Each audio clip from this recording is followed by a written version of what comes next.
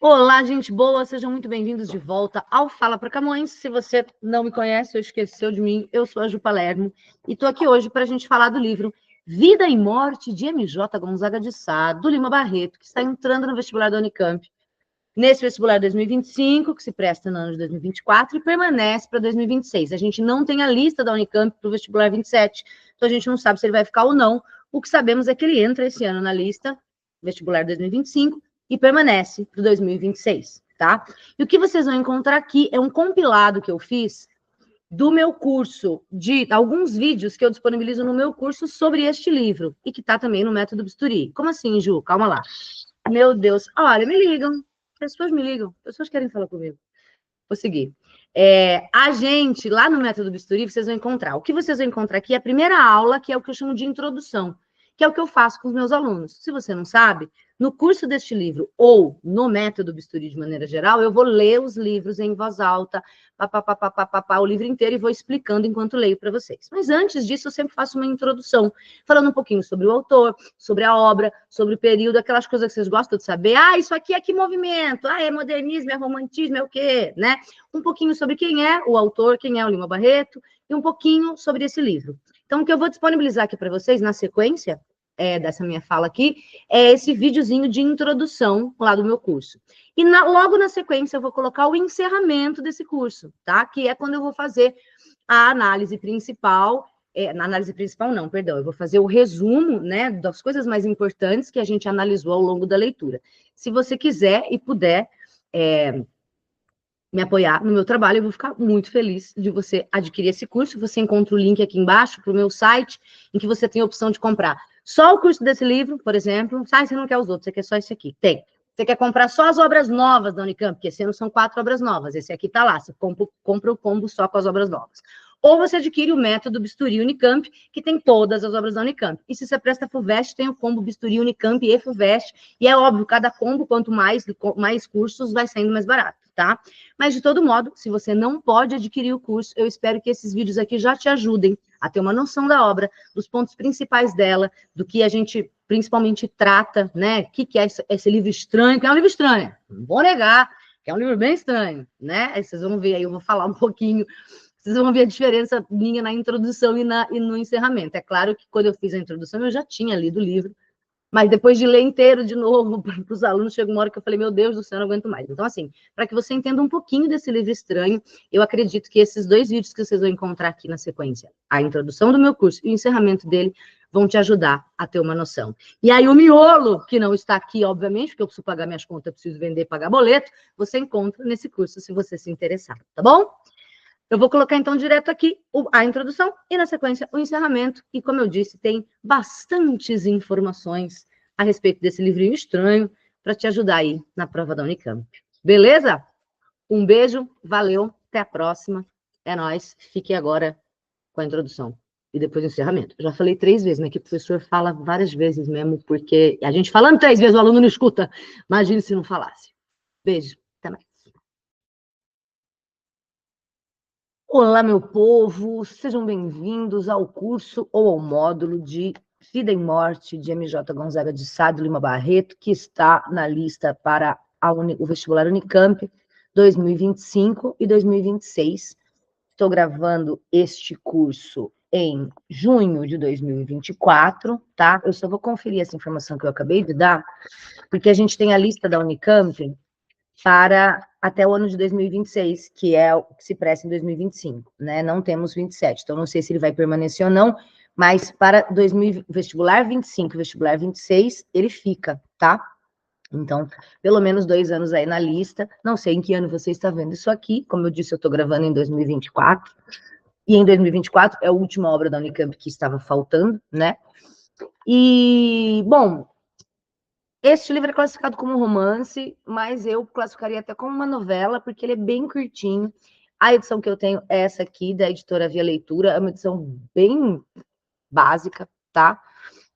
E ela tem menos de 100 páginas, então dá para a gente classificar como novela ou como romance, mas em todos os artigos, as teses e as dissertações que eu pesquisei tratam como um romance, então vamos tratar como um romance.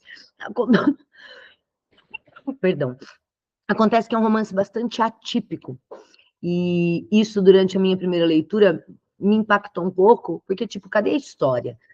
A gente não vai ter aqui uma história no sentido do enredo, de uma coisa que acontece, depois acontece outra coisa, depois acontece outra coisa.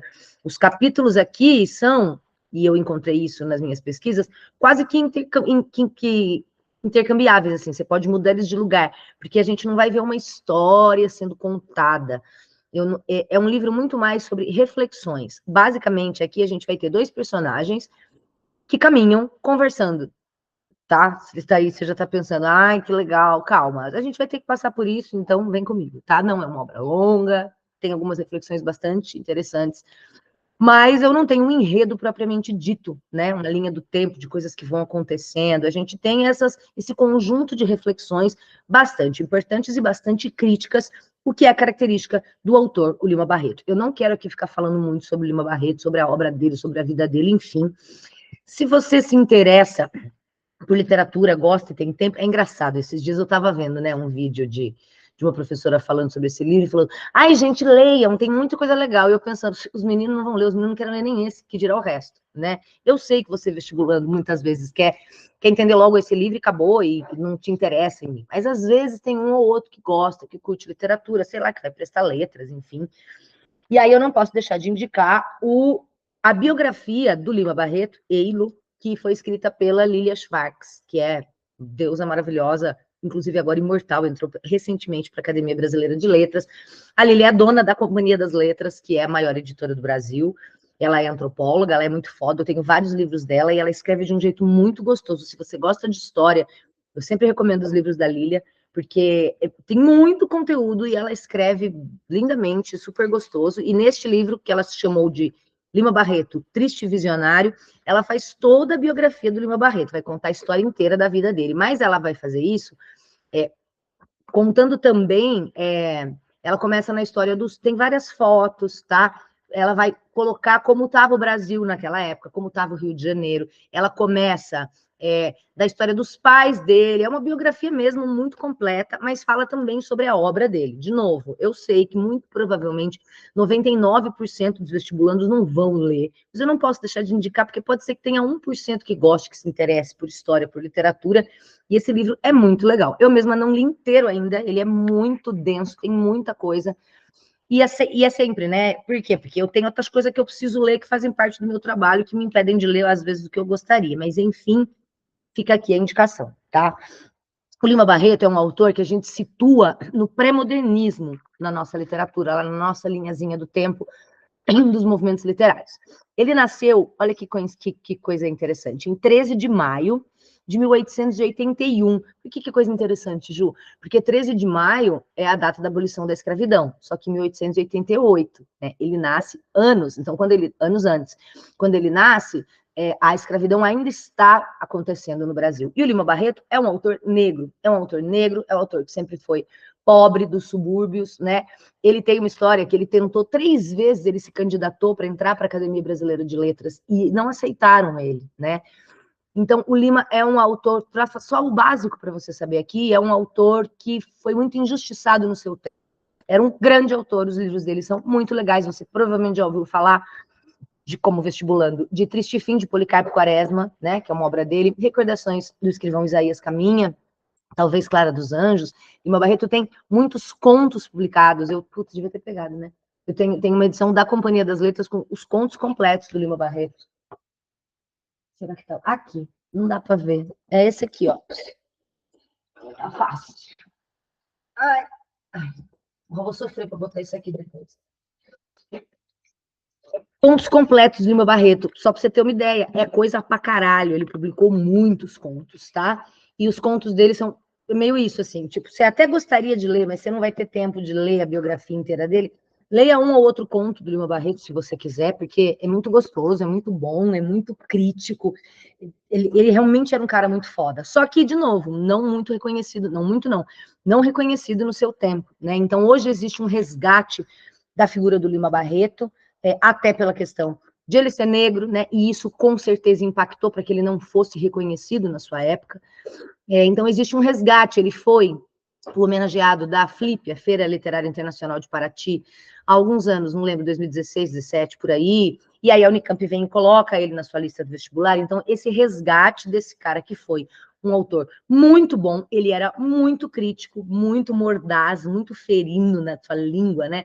Quando ele fazia crítica da sociedade, da política, enfim, mas não foi muito reconhecido. Então, existe nos anos aí mais recentes, esse processo de resgate, de trazer o Lima Barreto de volta, porque foi um autor bastante importante. E o Lima Barreto também, ele tinha problema com o alcoolismo, ele chegou a ser internado em hospício, porque naquela época não tinha rehab, né, clínica de reabilitação, porque ele era alcoólatra mesmo. Então, botavam no hospício, né, ele teve uma vida bastante atribulada, bastante perturbada, e não foi reconhecido em sua época, então hoje estamos aqui falando dele. Como eu disse, ele nasceu em 13 de maio, é um taurino, de 1881, e morre em 1º de novembro de 1922, que é o ano da Semana de Arte Moderna, né?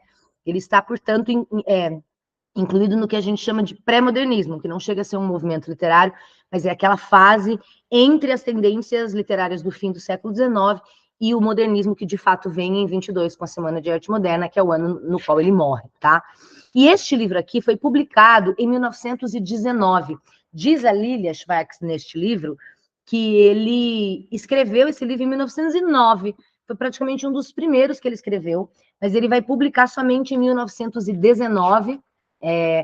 E quem faz essa publicação é o Monteiro Lobato. Monteiro Lobato trabalhava numa revista e é ele que fala, mano, vamos publicar aquele livro lá. O próprio Lima Barreto, por que ele escreveu em 1909, mas publicou esse livro só 10 anos depois? Porque quando ele foi publicar, ele preferiu publicar o Recordações do Escrivão Isaías Caminha, porque ele achava que era um livro mais acessível, que este livro aqui, Vida e Morte, de M.J. Gonzaga de Sá, era um livro pouco acessível ao público. Talvez por isso, porque ele é caracterizado por essas reflexões, e ele não tem um enredo propriamente dito, uma historinha que acontece, né? Que, como eu disse, às vezes enche um pouco o nosso saco. Cara, é isso mesmo, vão ficar esses caras dando rolê e falando sobre a vida. Mas é nesses momentos em que eles falam sobre a vida, não só sobre a vida, mas sobre a sociedade, sobre a política, em que é nesses momentos em que a gente vai encontrar a crítica do Lima Barreto, que é o que provavelmente a Unicamp está esperando de nós, e que provavelmente as perguntas que a Unicamp pode nos fazer venham desses momentos, dessa crítica, que é uma crítica muito localizada no tempo e no espaço, neste Rio de Janeiro da Primeira República, começo do século XX, mas ao mesmo tempo muito atual, porque, como a gente sabe, as coisas não mudam assim, e muitas críticas que ele faz aqui, a aristocracia, a burguesia, a política, ainda hoje são verdades, são atuais. Então, talvez a Unicamp vá por este caminho, tá? Ainda que nesse início, deixa eu ver o que mais eu posso te falar, sem te dar muito spoiler. Bom, obviamente, o Lima Barreto nasce no Rio de Janeiro, vive no Rio de Janeiro, e esse livro a gente vai ver aqui a importância dessa cidade na obra dele, tá? Essas andanças que os personagens vão fazer pela cidade do Rio, e os comentários que eles vão fazer sobre o Rio de Janeiro, que nesse momento é o centro do Brasil, né? A capital do Brasil ainda. Então, a importância da cidade do Rio de Janeiro, tá? Eu vou falar melhor sobre o Gonzaga, o personagem, quando ele aparecer, então eu não quero falar sobre isso, mas eu só quero te localizar que essa história, se é que a gente pode falar, é uma história, né? Mas enfim, que não tem esse enredo, como eu já expliquei, se passa então nos primeiros anos do século XX, do que a gente chama de Primeira República. A República ainda é recente, a República no Brasil, você sabe, proclamada em novembro de 1889.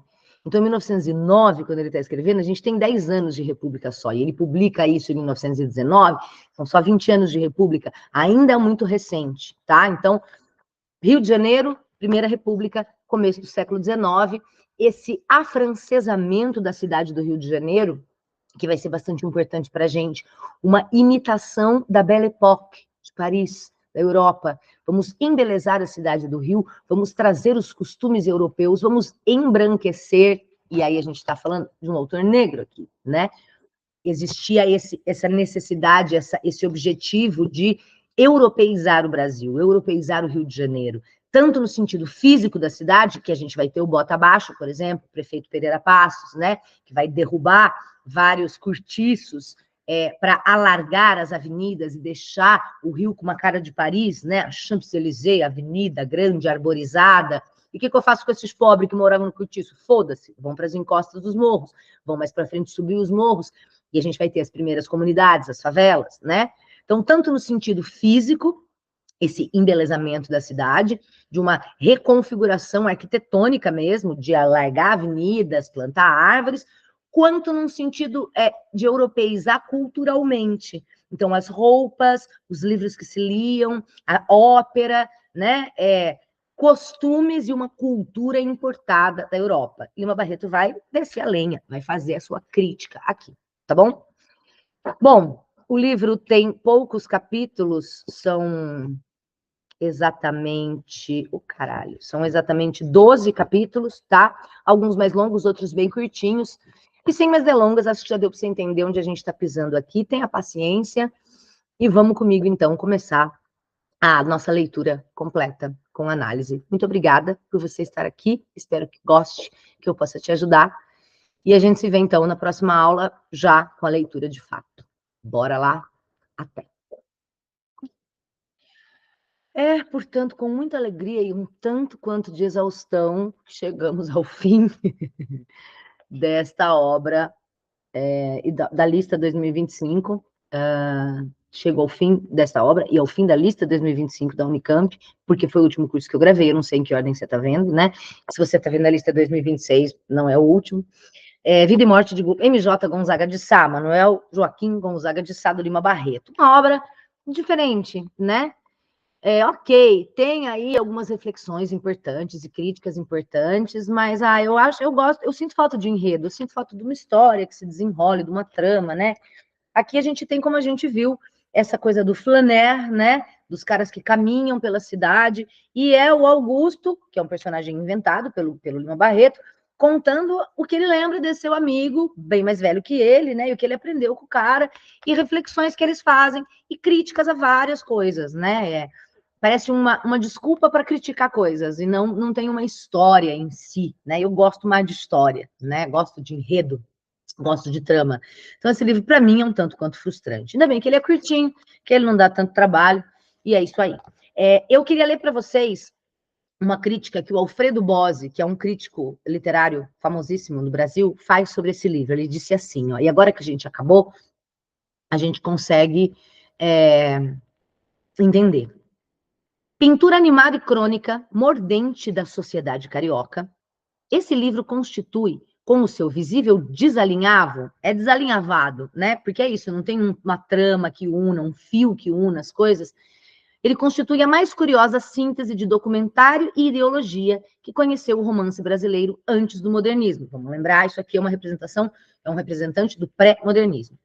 Gonzaga de Sá vem a ser o espectador, a um tempo interessado e cético, daquele rio dos princípios do século, onde os pretensos intelectuais macaqueavam as ideias e os tiques da cultura francesa, sem voltar os olhos para os desníveis dolorosos que gritavam ao seu redor. É exatamente isso, né? Muito da crítica que os personagens do Lima Barreto, através dos seus personagens, muito da crítica que eles vão fazer é exatamente isso, né? Coisas para a gente lembrar, então. O Gonzaga de Sá é um intelectual, um erudito, como o Lima Barreto era, mas o Lima Barreto era por ser autodidata também, né? Então, a gente tem essa crítica. Para a gente lembrar, nesse fim do século XIX e início do século XX, a gente tem essa modernidade que se anuncia, mas é uma pretensa modernidade, porque, na verdade, a gente está imitando muita coisa do que vem da Europa, né? Ao mesmo tempo em que você tem essa pretensa modernidade que está chegando, a gente tem as velhas práticas de sempre oligárquicas que continuam a reger a sociedade. É um pouco daquela passagem quando ele fala, gente, 40 anos é igual e não mudou, e não só 40, muitos anos mais, estamos nós aqui, mais de 100 anos depois, vendo que muitas dessas coisas continuam acontecendo, né? São as madames dos shopping centers, são as madames nas pousadas de R$ 2.000 a diária, né? Continuam sendo pessoas incultas. Eu dizia muito quando eu dava aula, nos meus últimos anos de sala de aula, quando eu estava presente em sala de aula, tem uma pessoa que eu sigo no Instagram, que é dona de uma marca de roupa de treino, que eu gosto muito de usar. E aí eu comecei a seguir essa mulher. É uma mulher de Goiás, muito rica. E ela não é só rica porque a loja que ela fez, o produto dela é bom. Como eu disse, eu tenho muitas calças dessa marca. E ela vende muito. Mas porque ela já é rica. O marido dela trabalha com petróleo, entendeu? E a família dela, a mãe e o pai foi, ela sempre fala, o pai dela foi político lá em Goiás. Então, assim, é uma família que já tem muito dinheiro, né? E ela sempre mostra a casa dela, um apartamento maravilhoso, os carros são maravilhosos, ela sempre faz viagens muito maravilhosas para a Europa. E ela, frequentemente, eu vejo, eu falo com uma amiga minha que também fez letras na Unicamp junto comigo, que também é professora, que também tem as calças dessa marca, que são maravilhosas, e que também compartilha comigo do guilty pleasure, que é ver os stories dessa mulher, né? Que é o guilty pleasure? É meio. É confortante, mas ao mesmo tempo dá uma vergonhinha de você gostar de ver isso, porque eu tenho sentimentos confusos, né, e contraditórios. Eu lembro de vários stories que eu vi dela na Europa falando: ai, gente, museu eu não gosto de ver. Ai, Deus me livre, passado para mim fica no passado. Eu quero ir nas lojas, das grifes. Então, assim, é uma pessoa que tem muito dinheiro, mas que não tem cultura e que não valoriza a cultura de fato, né? Ela tá na Europa, imagina eu na Europa. Eu fui uma vez só na minha vida, fui para a Itália, fiquei 8 dias, passei 80% do tempo chorando. Quando eu não estava dormindo, eu estava chorando de emoção, né? A pessoa está na Europa, mas ela não quer ver museu, porque museu é coisa do passado. Ela quer passar nas lojas de grife, entendeu? Então, assim, qual é o tipo da elite hoje, né? Quem é que manda no Brasil? Essas pessoas que têm muito dinheiro, como essa mulher que tem as viagens que ela faz, né? Ela tá sempre ouvindo sertanejo, entendeu? Eu não sei explicar, é um vazio de cultura, sabe? E é muito isso, né? Quem são essas pessoas? Ao mesmo tempo que você tem gente de famílias importantes e de nome, ou pessoas que não vêm de famílias importantes, mas que têm muito dinheiro, mas e daí? O que tem de cultura? O que essas pessoas leem? O que essas pessoas sabem? Ela lê autoajuda. Aqueles livros lá, Café com Deus Pai. Cada dia tem uma frase edificante. Tudo bem, não estou falando mal de autoajuda, mas que mais? Você lê literatura? Você lê Machado de Assis, caralho? Você já leu? Você já entendeu? Você já pesquisou? Você já leu Saramago? Você já leu Lima Barreto? Você já leu, sabe, grandes autores universais? Não, é vazio, entendeu? Não vai uma peça, porra, eu com dinheiro, consumiria pra caralho teatro bom, sabe? Viagem, ela vai pra ver, sei lá. Esses dias ela foi no musical para ver o musical da Elis Regina. Mas ela foi porque a mãe queria ir, porque ela mesma não queria muito, no fim ela gostou, né? Então, assim, é só um exemplo de gente que tem muito dinheiro, mas que não tem cultura, né? E quem é que continua quem é que continua mandando no Brasil? Quem são as pessoas que têm dinheiro no Brasil e o que elas consomem? Então, assim, a gente se sente meio Gonzaga de Sá, né? Eu queria ter o dinheiro dela também, caralho, claro que eu queria. Mas se eu tivesse, eu ia gastar ele não só com viagens vazias, mas com cultura, né? Fica aqui o meu lado de inveja. A marca dela é maravilhosa. Ela é maravilhosa, tem um corpo maravilhoso, mas é vazia, né? Então, em termos de cultura, e acho uma judiação. Enfim, pensou se esse vídeo um dia chega nela, né? Enfim, se chegar, se quiser aí estudar umas obras massa, aprender, né? A pessoa tem capacidade intelectual, ela só não tem vontade, porque nunca precisou disso, né? Talvez seja isso. Se a senhora quiser um dia fazer um curso meu, vou gostar de te ensinar algumas coisas, né? Enfim. Estamos, então, falando desse período, né? E aí é um período no Rio de Janeiro em que o Rio de Janeiro ainda é a corte, né? Ainda é o centro do país, e as coisas estão. Existe essa necessidade de europeizar. Eu vou branquear a população, né? Tentar apagar essa, que nunca vai conseguir, mas apagar essa negritude muito presente por conta dos escravizados e refinar o Rio de Janeiro, deixá-lo parecido a uma metrópole europeia, tanto no sentido físico, das ruas e avenidas, então vai ter o bota abaixo, bota os cortiços abaixo, mas o que faz com os pobres que moram no cortiço? Foda-se! E esses pobres vão mais para frente subir os morros no Rio e dar início às comunidades, às favelas. Então, bota abaixo, amplia as avenidas, vamos deixar mais bonito, quanto de uma mentalidade. Vamos importar hábitos da Europa. Vamos fazer as mulheres usar os vestidos que se usam na Europa, mesmo que lá seja um calor do caralho e a mulherada sue, que nem umas filhas das putas aqui. Não interessa, porque tem que ser bonito, né? Tem aquela coisa de que era bonito andar com a capota fechada. Por quê? Porque na Europa anda com a capota fechada. Gente, mas aqui faz um calor do caralho. Mas não interessa, é bonito porque na Europa faz assim. Então a gente importa esses modos europeus sem pensar se eles se adequam ou não à nossa realidade. E aí a gente tem o capítulo da ópera, né? As pessoas vão à ópera, não porque elas gostem de ópera, não porque elas entendam ópera ou conheçam a história, mas porque estar na ópera é um evento social. Ser visto na ópera com um casaco novo, com um chapéu novo, e sair ali no jornal que fulana viscondessa de não sei o que estava na ópera. Então, essa coisa vazia é uma importação de modos culturais também vazios, porque no fundo o que a gente tem aqui no Brasil é uma grande elite burra do caralho, é o cara que saiu lá da fazenda, fazendeiro, que lidava com boi, mexia na terra, que não tem erudição, que não estudou, mas ganhou muito dinheiro, e aí hoje ele vai fingir que ele é culto, sendo que ele não é, né? E aí você tem o Lima Barreto, que é um cara pobre, que veio da merda, preto, que sofreu a vida inteira, mas que tinha essa inteligência, que tinha essa cultura, que vê esse tipo de coisa e fala, puta que o pariu é isso, né? Sou eu vendo essa mulher cheia de dinheiro que não vai, que não pisa num museu em Paris, entendeu? Porque ela prefere ir na loja, sei lá, da Prada, da Bulgari, sei lá quais são essas marcas, se tem isso em Paris, não sei. Mas mais ou menos isso, dá uma certa puta merda, né? Então, assim, basicamente esse é o nosso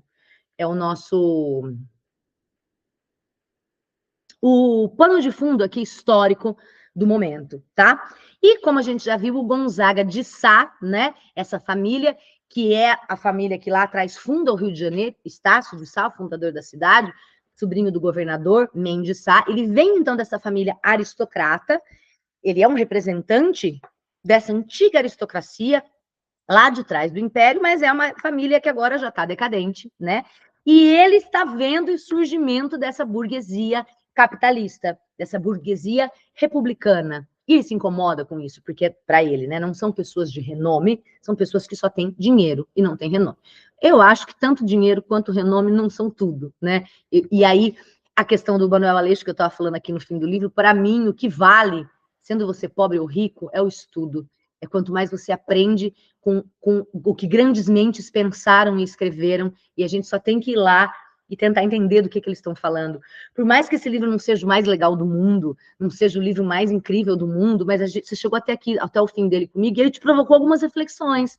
Mesmo que a gente não tenha entendido tudo, mesmo que a gente não aproveite tudo, a gente aproveita um pouco de cada leitura, a gente aprende um pouco de cada leitura, a gente tem um pouco de reflexão com cada coisa, né? E é isso, são tantas grandes mentes maravilhosas que passaram pelo planeta e que escreveram tantas coisas importantes que está ao nosso acesso.